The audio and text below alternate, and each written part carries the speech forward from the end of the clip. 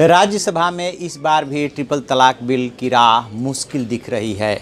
एक साल पहले ये लोकसभा से पारित होकर के राज्यसभा में पहुंचा था, तब भी राज्यसभा से पास नहीं हो पाया था। और इस बार भी विपक्ष ने जो रणनीति बनाई है उस रणनीति की वजह से सरकार थोड़ी सी अपने को घिरी हुई पा रही है और इसकी राह आसान नहीं दिख रही है। क्या है राज्यसभा का गणित, क्या हो सकता है, सरकार की क्या रणनीति है, विपक्ष की क्या रणनीति है, मैं आपको बताऊंगा। मैं हूं विद्याशंकर तिवारी, इंडिया न्यूज़ के डिजिटल चैनल इन खबर के लिए। दरअसल लोकसभा का अंक गणित अलग है। लोकसभा में बीजेपी और एनडीए बहुमत में है। इस वजह से 2017 में भी उसने इस बिल को पारित करा लिया था और इस बार भी उसने बिल को पारित करा लिया। लेकिन पिछली बार जब वो लोकसभा से पारित होने के बाद राज्यसभा में पहुंचा था तो राज्यसभा में जा कर के अटक गया था, इस पर सहमति नहीं बन पाई थी। विपक्ष की तरफ से बहुत सारे सुझाव आए थे। उन सुझावों को लेकर के बाद में सरकार ने उसमें संशोधन किया और फिर से कैबिनेट के सामने ले आई और फिर से लोकसभा के सामने रखा और लोकसभा ने उसे पारित कर दिया। लेकिन उन संशोधनों के बावजूद विपक्ष उससे सहमत नहीं है। कांग्रेस समेत पूरा विपक्ष ये चाहता है कि इसमें जो सज़ा का प्रोविज़न है उसको हटाया जाए। मतलब ये सिविल का मामला है, लिया जाए इसको सिविल का ही मामला रहने दिया जाए, इसको आपराधिक न बनाया जाए।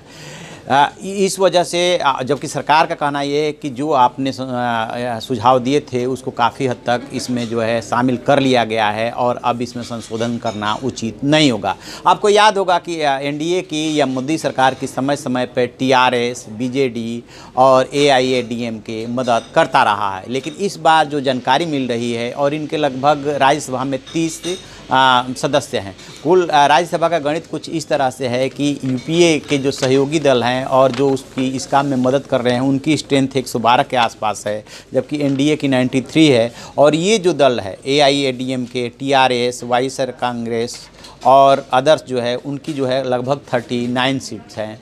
और ये जो है ये भी अब की बार रणनीति बना रहे हैं। बताते हैं कि गुलाम नबी आज़ाद ने तो विपक्ष के लेफ़्ट से और टीएमसी से बात की है। ये जो केसीआर जो है एक तरह से फेडरल फ्रंट जो बनाने की कोशिश कर रहे हैं, उसमें केसीआर की पार्टी है, टीआरएस है, उसमें जो है ममता बनर्जी की पार्टी टीएमसी से उनकी बातचीत चल रही है, उसमें नवीन पटनायक बीजेडी से वो बात कर रहे हैं। तो ये भी जो ग्रुप है, यानी कि जो बीजेपी और कांग्रेस से बराबर की दूरी बना करके चलना चाहते हैं, वो भी ग्रुप जो है उसकी भी अपनी रणनीति है कि इसको ज्वाइंट सेलेक्ट कमेटी के पास भेजा जाए ताकि उसमें जो कुछ और संशोधन की गुंजाइश हो उसमें संशोधन किया जाए। अब सरकार शायद अब इस बार भी इस चीज़ के लिए तैयार न हो। इस वजह से ऐसा लग रहा है कि इस बार भी क्या ये बिल लटक जाएगा, अटक जाएगा और इसका क्या होगा भविष्य। बहरहाल बीजेपी ने और सरकार ने, मोदी सरकार ने इसको लोकसभा में पेश करने के बाद ये तो मैसेज दे दिया है कि वो इसे पारित करना चाहती है, लेकिन विपक्ष इसमें आड़े आ रहा है। इस बात ये भी बताते हैं कि शायद विपक्ष भी इस बात को समझ रहा है कि चूंकि ये सरकार जो है मैसेज दे रही है, इसलिए इससे निपटने के लिए उसकी भी अपनी रणनीति है कि पहले सहमति बना करके ही ये बिल पेश हो। तब देखते हैं क्या रणनीति बनती है। बहरहाल इन परिस्थितियों में थोड़ी सी राह मुश्किल दिख रही है इस बिल की। तो आप ऐसी खबरों के लिए देखते रहिए हमारा डिजिटल चैनल इन खबर और उसे सब्सक्राइब कीजिए।